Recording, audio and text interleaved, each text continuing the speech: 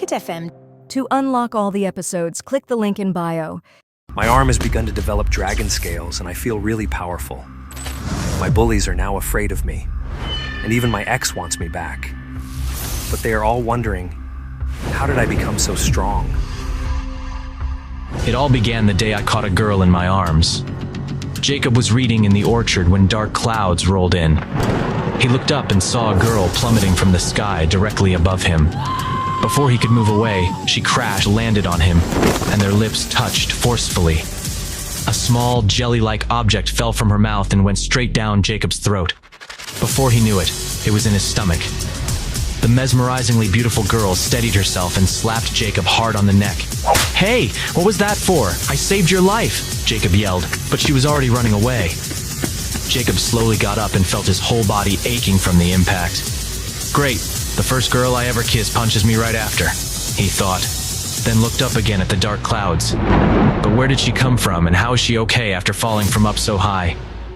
Jacob felt dizzy. He decided to forget this strange encounter and go lie down in his dorm room for some time. When he woke up, it was already 6 in the evening. There was a box of takeout food on the table. Through the doors, Jacob heard the noise of his roommates playing cards in the dorm room next to his. They were afraid of being loud and waking up Jacob, so they were playing next door. Jacob scratched his head as climbed down from bed to get the food. When he stretched out his hand to open the parcel, he was shocked. His body froze in place. In the dark room, he saw a circle of green skin on his right wrist. Jacob drew the curtains so that he could see his arm better. A green fish scale-like tattoo covered his right arm from wrist to shoulder. What the hell? Jacob felt like he was hallucinating. He rubbed his eyes and the green skin was still there. He then tried to smear this green matter off of his body, but it didn't work. Jacob felt a chill down his spine. He quickly undressed and stood in front of the full-length mirror. He wanted to see if there was anything like this on other parts of his body, but there was nothing. After about half an hour, his roommates came back and asked Jacob if he was feeling any better. Yeah, totally. Just another totally normal, healthy day, Jacob lied. The truth was that Jacob was himself puzzled. A girl that fell from the sky and into his lap out of nowhere, the foreboding of a storm, the green, scaly skin on his arm. He touched his wrist once again and made sure it was hidden from his roommates. He didn't want to freak them out till he found out the truth about the strange events of the day. Jacob left the dorm frantically. He waved down a taxi and was on his way to the hospital. "It's probably a discoloration from some bad quality bed sheets," the doctor said. "According to the reports, there's no cell mutation in your body." Jacob sighed at the news. "All right, doc, if you say so." Clutching his reports, Jacob left the hospital and returned to his dorm room. He began scrubbing his arm with soap. He noticed that the color did seem to lighten a bit. He heaved a sigh of relief. After an afternoon of such terrifying events, he could finally get some rest. "Man, I can't believe I was so paranoid. Clearly it's just dirty sheets. I'm pretty gross." Jacob laughed to himself. Someone banged the dorm room with loud thuds, calling out Jacob's name frantically. "Jacob!" Sam, who was sleeping on the bed below Jacob's, threw a pillow at the door in anger. "What the hell?" It was one of their classmates on the door. He replied, "There's a cute girl looking all over campus for Jacob." Sam winced in confusion. "Cute girl?" The classmate kept on banging at the door. "The whole campus is in an uproar over the fuss she's making." Jacob remembered something. As he raised his arm, the trace of the winding green marks came into sight. It did not fade away, and in fact, seemed bigger than before. "Shit," Jacob whispered. He went to get the door. "All right, I'm coming." Sam rose from his bed and joined him. Even though he was usually foul-mouthed and liked to bug Jacob a lot, Sam was also the one who cared about Jacob the most. The trio walked through campus. They saw posters with Jacob's picture and the word "Wanted" in bold pinned up on the bulletin boards. "Holy hell. What did you do to that girl, my guy?" Sam asked Jacob. "How am I supposed to know? I don't even know who she is," Jacob responded. Under the curious gaze of at least 100 students, Jacob awkwardly walked towards the door of the cafeteria and stopped dead in his tracks. It was the girl from yesterday, the one who fell out of nowhere. She was wearing a white shirt and a pair of washed-out jeans. It was a very common outfit, yet it looked outstanding on her. Strands of her hair were drifting in the wind. However, underneath the fluttering hair, there was an angry face. Sam whispered into Jacob's ear, "Wow, she's cute!" Seeing that Jacob finally showed up, the girl pursed her lips. He walked up and asked under the many piercing glances, You're looking for me." The girl slapped Jacob across the face. "Ow! What the hell?" Jacob shouted. "You took something from me yesterday," she replied. Jacob asked in confusion. "What thing?" "It was a bead, a blue bead," she replied. "I didn't see it. You must have dropped it somewhere in the orchard." Jacob huffed. The audience was a little disappointed by their conversation. They wanted more blood and drama. The girl explained, "The bead is soft and bouncy. I'll give you 2 more minutes. Think harder." Jacob felt the crowd's eyes on them and felt uncomfortable. He asked, "Can we talk somewhere private?" One of the students yelled at Jacob, "Just give her back whatever you took from her. How shameless are you to steal from a girl?" The girl quickly resumed the topic. "That bead is of great importance. I need it back, but I don't know what you're talking about." Before he could finish, the little girl put out her hand and covered his mouth. Jacob caught a whiff of her scent and felt the softness of her palm on his lips. She spoke with certainty. "I can feel it here, right here." She slowly moved her palm from his lips down to his neck and placed it on his stomach. Jacob had goosebumps by now. Jacob caught her hand to remove it from his stomach, but the girl quickly caught hold of his wrist instead and rolled up his sleeve, revealing the green-colored mark. "If you don't have my bead, how do you explain this?" she asked. Jacob immediately yanked his wrist away from the girl and covered his arm with his shirt sleeve. "We are in public. People are gonna get weird ideas." Sam addressed the girl. "Listen, you've found Jacob. He's a good dude. I'm sure whatever's going on between the two of you can be solved. What's your name, baby?" The girl was glaring at Jacob as she replied, "First off, do not call me baby. Secondly, you call him a good person. He's a rotten thief, and I'm not leaving till you give back my bead." "I don't have your stupid bead." She continued to stare at Jacob, and there was stubbornness in her voice. "Fine. I'll sleep with you if you just give me my bead back." Jacob immediately blushed. Sam raised his hand. "I think I might have it." Jacob punched him in the arm. "Just ignore this weirdo. Let's get lunch," Jacob offered. She rolled her eyes. "Fine. You want to play dumb? It does suit you. I'll give you that. But I know for a fact that you have my bead, and if my parents find out, you're going to be in serious trouble. Handing me the bead is better than having to deal with them. Trust me." Her words obviously hinted at the underlying threat. This time her remarks caught Jacob's complete attention. Yet Jacob still didn't think that he had taken anything that was hers. After the encounter with her, all he brought back to the dorm were 2 decks of cards. However, judging from her stubborn character, he was afraid that her family would also believe that he had taken something from her. Jacob walked out the door, but the girls still trailed behind him. Jacob headed straight into the library, swiping his student ID at the entrance. The card reader approved him, and the door slid open. The girl tried to follow, but was denied access. As the door closed, Jacob waved to her with a satisfied grin before walking into the library lobby, relieved to have finally shaken her off. "You'll come to me yourself," she called, just as the door shut. After ditching the persistent girl, Jacob headed to the 2nd floor to look up some information. 2 hours later, he left with a few books, hoping she wasn't waiting for him outside. To his relief, she was gone. On the bus, Jacob absent-mindedly rolled up his sleeve to examine his wrist.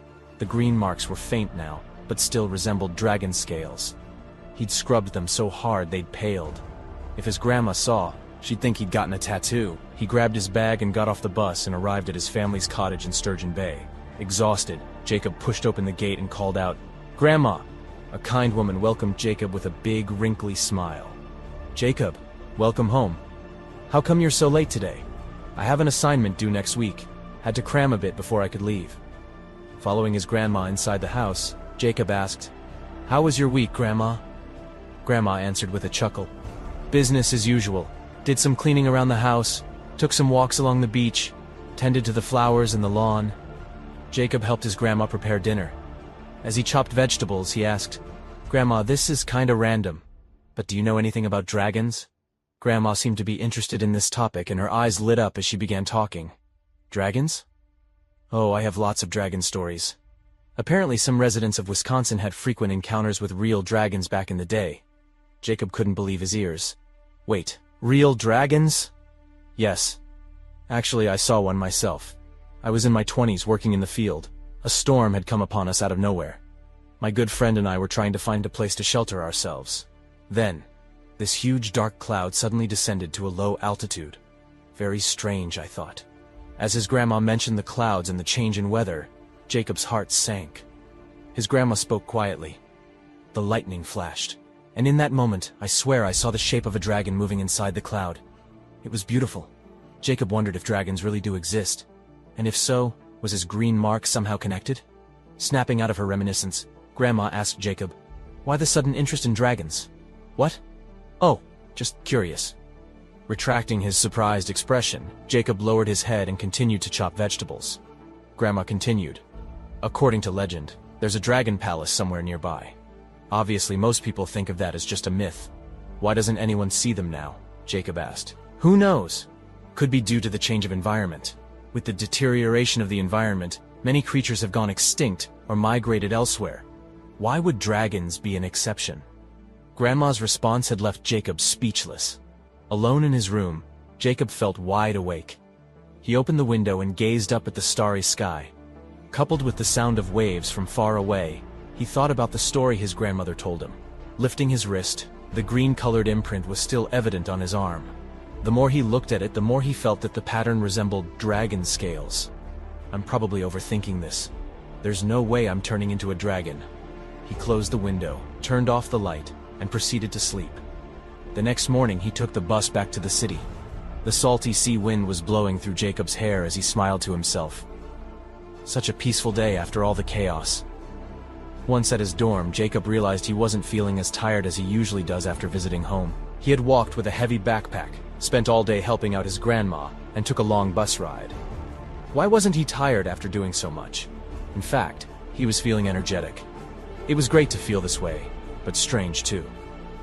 Jacob was lost in his thoughts, and his one hand was clutching the large table in their dorm. He decided to test his strength and managed to lift up the table a few centimeters from the ground with only one hand. He was shocked. He immediately turned to Sam and asked, "Sam, didn't you say you wanted an arm wrestling rematch?" Sam was opening up a pack of chips in excitement. He turned around to face Jacob immediately. "You actually want to arm wrestle with me?" "Sure, let's give it a go." Jacob sat up properly in his chair and leaned forward on the table, taking an arm wrestling stance. Sam put the packet down and sat in the chair opposite to Jacob. "How about this? I'll use half my strength to go easy on you." Jacob didn't have a lot of upper body strength. That was why he always lost to Sam in arm wrestling. The duo bent their right elbows on the table and firmly gripped each other's hands. A couple of students passing by saw this and waved at the others. Seeing this, students from the neighboring dorm rooms gathered around them. Sam rolled up his sleeves in confidence. "Prepare to get floored, buddy." Jacob was about to roll up his own sleeves, but he remembered the green mark on his arm and thought against it. But he needed to test his strength. Sam and Jacob's roommate took up the role of the judge and announcer and shouted out loud, "3, 2, 1, go!" Sam shouted as he gathered all his strength. Immediately, Sam's arm fell with a thud on the table. Everyone was shocked to see this. Sam was exasperated at what had just happened. He tried to save face. "That doesn't count. I wasn't ready yet. You cheated." Jacob was shocked too, but tried to keep a steady expression on his face. Only he knew what was going on in his head, and he didn't want everyone to see what he felt. Sam demanded, "One more time." He gripped Jacob's hand as he wasn't willing to admit defeat. Their roommate counted down. 3, 2, 1, go. The second match seemed tougher for Sam as he had to gradually put his full strength to compete with Jacob. In the past, not only was arm wrestling with his best friend effortless, he almost instantaneously won against him. Tables had turned this time, but Sam tried his hardest. His face turned red as blue veins popped out of his arm and forehead. He slowly took the lead in the match. This time, Jacob's arm banged on the table, ending the match in Sam's favor. The students in the room jumped up and cheered as Sam rubbed his sore arm. "Your upper body strength has improved, buddy." Sam felt a glimmer of pride for his friend and a slight envy. Jacob smiled bitterly. "Still not enough to beat you." Jacob escaped to the dorm balcony and leaned as he looked at the trees in the dusk. "I didn't use my full strength in the first match, and yet I was able to defeat Sam with ease. Then I decreased my strength on purpose so he could win the second match. That was a significant increase in my strength from last week's arm wrestling match." Jacob looked up at the moon with uneasiness as he rubbed his wrist. "What is happening to me?" Under the moonlight, Jacob saw that the dragon scale tattoo on his arm had started to become lighter after several washes, but it seemed like it was glowing and had a mysterious power. Jacob thought to himself, Those stories my grandma shared about dragons can't be real, can they? Sam called out, shaking up Jacob from his deep thoughts. Jacob, game on, man. After the arm wrestling match, the four roommates were playing cards for almost the entire night. Jacob had trouble sleeping, but he had to wake up for classes first thing in the morning, so he forced himself to get some shut-eye. The next day, Jacob's classmates were having loud discussions with each other. Everyone was talking about the girl who came to school to find Jacob with great fanfare last Saturday, making it the hottest topic this week. Hey, Jacob, I heard you were flirting with a girl and now she's hunting you down. A student said, I heard this girl is pretty crazy, putting up wanted posters all over the school. Too bad I went home on Saturday and missed the drama. Someone else laughed. I was in the cafeteria. The girl's cute, but so weird. She was stroking Jacob's stomach. Of course, everybody likes him. That's why he's been friend-zoned like 6 times this semester already. Jacob did not bother to join the conversation at all. Instead, he focused on his right arm, which felt numb. He tried moving his arm around, and realized that it had become much thicker. Because of his long-sleeved shirt, Sam and others did not notice the changes in his arm. However, Jacob could clearly feel that his right arm had swelled up. After thinking about the weird tattoo, the arrogant girl, and the sudden increase in his strength, Jacob found himself connecting all these events. He stood up quickly, hesitated for a moment, and then rushed out of the classroom. The bell had just gone off a minute before Jacob arrived, and when he reached, a wave of boys and girls wearing the uniform and house badges started walking out of the gate. He saw a black Mercedes parked at the main entrance of the college and 2 middle-aged men wearing black suits and white gloves standing next to the car. Unexpectedly, the 2 men rushed towards Jacob. Finally, you're done with classes. Our boss has been waiting for you, Jacob. Get in the car. Jacob looked at the 2 men in confusion. Who are you? The 2 men opened the door to the Mercedes. We work for Sophie's father. We're here to collect you. He wants to meet. Jacob never expected things would be handled like this. He had thought that the mysterious girl Sophie and her parents would go directly to the college administrative office and make a complaint, not send 2 goons to grab him. Jacob stepped into the car. God, I hope this isn't an invite to my own funeral. The doors closed and the black sedan drove out of campus. On the way, Jacob restrained himself from asking the men sitting on either side of him any questions. A skyscraper, about 70 stories high, came into view. Jacob had noticed the building when it came into sight, and he noticed the sign on top, MTX Group. Listed on the stock market in the United States, MTX was one of the biggest business groups in the States, and undoubtedly a large business empire. The 2 men stopped the car and opened the door for Jacob. Glancing up at the skyscraper, Jacob felt a bit dizzy. After he got out of the car, he was ushered into the building by the 2 men who had driven him here. The receptionist, as beautiful as a movie star, glanced at the 3 of them and smiled. She didn't ask them to register and open the security pathway for them. Jacob was suddenly struck with a wave of nervousness. What's gonna happen to me? Shut the hell up, kid, a suit answered. The men led Jacob into an elevator before pressing the button for the 75th floor. Who the hell is Sophie's dad? He wondered. The elevator dinged as the trio reached the top floor. The gates of the elevator slid open and Jacob was greeted with bright red rugs, a gleaming lobby with golden decor, and magnificent chandeliers that hung on the roof above him. This place is as luxurious as a 5-star hotel, he whispered. The men ushered him to an office room with a sign that read, President's Office. Knocking on the door, one of them raised his voice and said, Boss, we've brought the boy. A dignified but fatigued voice came from the room. Bring him in.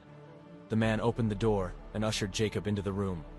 A big, magnificent office with an area of at least 200 square meters came into Jacob's view, and he couldn't help but let out an exclamation of awe. Apart from Jacob's escorts, there were 4 men in the room. One of the men, who had a square face and a crew cut, locked his intense eyes on Jacob. He asked the man who had ushered in Jacob, Is it on him?